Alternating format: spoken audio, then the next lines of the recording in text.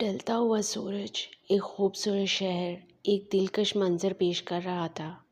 हर तरफ मामूल की गहमा गहमी थी कि अचानक लोगों की नज़रें एक तरफ से आने वाली लैंड क्रूज़र और दूसरी जानब से आने वाली मर्सिडीज़ पर जा ठहरी। दोनों गाड़ियां पूरी रफ्तार से एक दूसरे की जानिब बढ़ रही थी। इनमें बैठे दोनों वजूद दूर से ही एक दूसरे को पहचान चुके थे। शायद यही वजह थी कि दोनों में से किसी ने भी गाड़ी की रफ्तार कम करने की कोशिश नहीं की। आसपास खड़े लोग किसी खौफनाक तसादम के मुंतज़र थे। कई अफराद तो आंखें फाड़े इस मंज़र को देख रहे थे और इन्हें यकीन था कि अगले ही लम्हे एक ज़ोरदार धमाका होगा। लेकिन ऐन आखिरी लम्हे दोनों गाड़ियों के टायरों की चरचराहट से फ़ज़ा गूंज उठी और दोनों ने हैरत अंगेज़ महारत से अपनी गाड़ियाँ सिर्फ चंद इंच के फासले पर रोक दी। दोनों में से किसी गाड़ी को मामूली सा नुकसान भी नहीं पहुंचा। यूँ महसूस होता था जैसे दोनों इस काम में खासे माहिर हों। दोनों एक दूसरे को अपनी खूबसूरत मगर गुस्से से सुर्ख होती हुई आंखों से घूर रहे थे। एक की नीली आंखों में गुस्से की सुर्खी नुमायाँ थी, जबकि दूसरे की सब्ज़ आंखों में भी गुस्सा साफ दिखाई दे रहा था। ये एक वन वे सड़क थी, इसलिए दोनों ने एक दूसरे को रास्ता देने की जहमत नहीं की। शायद इनकी अना इस बात की इजाज़त नहीं दे रही थी। न किसी ने गाड़ी पीछे की और ना ही कोई एक कदम पीछे हटने को तैयार था। दोनों सीना ताने एक दूसरे के सामने खड़े थे और ज़ेरे लब एक दूसरे को सख्त अल्फाज से नवाज रहे थे। लोग जानते थे कि ये दोनों अपनी अपनी कबीलों के ताकतवर सरदार हैं। ये रास्ता दोनों ख़ानदानों के दरमियान था और दोनों कबीलों के लोग इसे इस्तेमाल करते थे, मगर किसी में इतनी हिम्मत नहीं थी कि इन दोनों को रास्ता देने का मशवरा दे सके। सब इनके गुस्से से अच्छी तरह वाकिफ़ थे। अचानक एक खूबसूरत लड़की ने खुलखलाकर हंसने की आवाज़ दोनों के कानों से टकराई। सामने मौजूद सरसब्ज़ बाग से एक लड़की हंसती हुई भागती हुई चली आ रही थी। इसके पीछे इसकी मुलाज़मा आयशा भी दौड़ रही थी। शायद दोनों छुपन छुपाई खेल रही थी। अचानक लड़की की नज़र सामने खड़ी अपने भाई की गाड़ी पर पड़ी तो वो रुक गई। ज़रियाब शाह इस हंसी की आवाज़ को हज़ारों आवाज़ों में भी पहचान सकता था। इसने बेख्तियार अपनी नीली आंखें बंद कर ली, जैसे इस हंसी को अपने दिल में महफूज कर रहा हो। दूसरी तरफ सब्ज़ आंखों वाला हारिस शाह भी ये मंजर देखकर सख्ती से अपने जज्बात पर काबू पाने की कोशिश कर रहा था।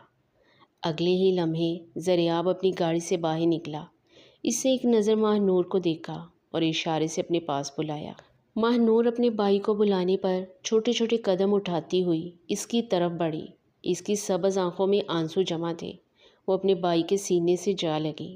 वो इसकी आंखों में गुस्सा महसूस कर चुकी थी। खुशकिस्मती से इसने आज अपनी बड़ी सी काली चादर से चेहरा अच्छी तरह ढांप रखा था, जिससे सिर्फ इसकी खूबसूरत आंखें ही दिखाई दे रही थी।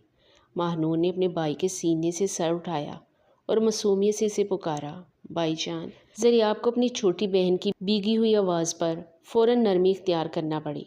इसने गहरा सांस लिया और झुककर इसकी पेशानी चूम ली। क्या हुआ मेरी जान? दूसरी तरफ ज़रियाब को देखते ही हारिस शाह की नज़रें महानूर पर जा ठहरी थी। वो कई साल बाद इसे देख रहा था। लंबा कद, चौड़े कंधे, मजबूत जिस्म, सुनहरी बाल, घनी सुनहरी दाढ़ी और सख्त नाखूश। इसके चेहरे पर ऐसी रौबदार शख्सियत थी कि कोई भी इससे बात करने से पहले कई बार सोचता। हारिस ने स्याह पैंट, सफ़ेद शर्ट और ब्लैक लेदर जैकेट पहन रखी थी। अब महानूर की नज़रें भी बेख्तियार हारिस की जानिब उठी। दोनों की नज़रें मिली। एक लम्हे के लिए जैसे वक़्त थम गया। महानूर की धड़कन तेज़ हो गई। कई बरस बाद वो वापस इस शख्स को अपने सामने देख रही थी। इसके लब बेख्तियार हिले। हारिस। आवाज़ इतनी मध्यम थी कि शायद वो खुद भी ना सुन सके, मगर हारिस ने जैसे इसके लबों की जंबिश पढ़ ली थी। अचानक हारिस की नज़र महानूर के चेहरे पर पड़ी और इसके अंदर बरसों से दबी हुई कैफियत शिद्दत इख्तियार करने लगी। लेकिन अगले ही लम्हे ज़रियाब की गरजती हुई आवाज़ ने फ़ज़ा का सुकून तोड़ दिया। अपनी नज़रें काबू में रखो हारिस शाह। महानूर अपने भाई की बुलंद आवाज़ से चौंक गई। इससे घबराकर अपने कानों पर हाथ रख लिए। ज़रियाब ने भी गुस्से से हारिस की तरफ देखा آواز اونچی رکھو ضریاب۔ حارث بھی گرجا اور غصے سے آس پاس کھڑے لوگوں کو دیکھا۔ اس کی ایک نظر ہی کافی تھی۔ لوگ فوراً وہاں سے منتشر ہونے لگے۔ اب وہاں صرف دونوں بھائی اور ماہ نور موجود تھے۔ حارث نے اپنی بہن کو اپنے پیچھے کر لیا اور دونوں مرد ایک دوسرے کے مقابل سینہ تان کے کھڑے ہو گئے۔ دونوں کا قد و قامت تقریباً ایک جیسا تھا اور دونوں ہی اپنی جگہ بے حد وجیحہ اور رعبدار تھے۔ ذریعہ نے سخت لہجے میں کہا، میری چیزوں کو مجھ سے چھیننے کی ناکام کوشش مت کرو۔ میں جیسے چاہوں جہاں سے چاہوں اپنی ملکیت کو دیکھنے کا حق رکھتا ہوں۔ یہ الفاظ سنتے ہی حارث کا غصہ قابو سے باہر ہو گیا۔ اس نے آگے بڑھ کر ذریعہ کے چہرے پر ایک زوردار مکہ دے مارا۔ ذریعہ نے اب جواب دینے میں دیر نہ کی۔ اس نے حارث کی جیکٹ کا گریبان پکڑا اور اس کی ناک پر مکہ مارا۔ حارث کی ناک سے خون بہنے لگا۔ اگلے ہی لمحے دونوں ایک دوسرے پر مکوں کی بارش کرنے لگے۔ ماہ نور دونوں کے چہرے زخمی دیکھ کر خوفزدہ ہو گئی۔ وہ فوراً دونوں کے درمیان آ گئی اور اپنے بھائی کے سینے سے جا لگی۔ ذریعہ کا ہاتھ وہیں ہوا میں رک گیا۔ اس کی آنکھیں غصے سے انگارے بن چکی تھیں۔ ماہ نور اس کے قریب کھڑی رو رہی تھی۔ بھائی جان، اس کی بھیگی ہوئی آواز نے ذریعہ کو ہوش کی دنیا میں واپس کھینچ لیا۔ ذریعہ نے فوراً نرم لہجے میں کہا، میری جان، گاڑی میں بیٹھو۔ ماہ نور نے آنسو پونچھتے ہوئے سر ہلایا۔ نہیں بھائی جان، ہم آپ کے بغیر یہاں سے نہیں جائیں گے۔ ذریعہ کے لہجے میں بے حد محبت اتر آئی۔ اچھا میری بچی، ہم چل رہے ہیں، بس رونا بند کرو اور جلدی سے آنسو صاف کرو۔ وہ اپنی بہن سے بے پناہ محبت کرتا تھا۔ دنیا کے لیے وہ ایک رعبدار اور سخت مزاج سردار تھا، مگر اپنی بہن کے سامنے اس کا لہجہ ہمیشہ نرم پڑ جاتا تھا۔ اسی دوران تیز ہوا کا ایک جھونکا آیا اور ماہ نور کی چادر سر سے پھسل کر اس کے کندھوں پر آ گئی۔ اس کا معصوم چہرہ چند لمحوں کے لیے نمایاں ہو گیا۔ حارث کی نظریں بے اختیار اس کے چہرے پر جم گئی۔ وہ کئی سال بعد اسے دیکھ رہا تھا اور ان برسوں میں ماہ نور پہلے سے کہیں زیادہ خوبصورت ہو چکی تھی۔ جوانی کا حسن اس کے چہرے پر پوری طرح نمایاں تھا۔ حارث نے فوراً اپنی نظریں ہٹا لیں اور ارد گرد دیکھا کہ کوئی اسے دیکھ تو نہیں رہا۔ پھر اس نے ذریعہ کی طرف دیکھا۔ ذریعہ نے فوراً اپنی بہن کی چادر درست کی اور اس کا چہرہ ڈھانپ دیا۔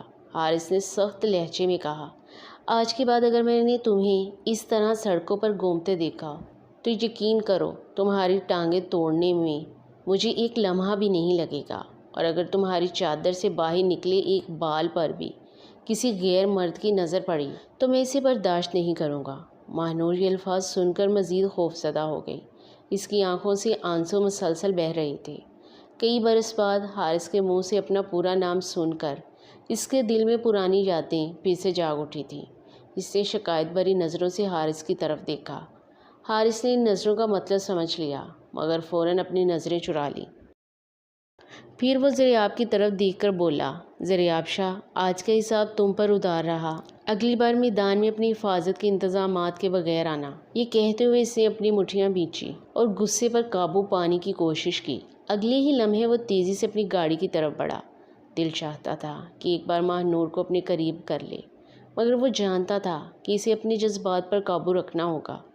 اس نے گاڑی سٹارٹ کی اور ذریعہ کی گاڑی کے بالکل قریب سے تیزی سے گزار دی۔ ماہ نور گھبرا کر ایک دم پیچھے ہٹی۔ دیکھتے ہی دیکھتے حارث کی گاڑی نظروں سے اوچھل ہو گئی۔ اگر ماہ نور وہاں نہ آتی تو شاید دونوں اپنی گاڑیاں ایک دوسرے کے سامنے کبھی نہ ہٹاتے، لیکن دونوں اس بات کو اپنی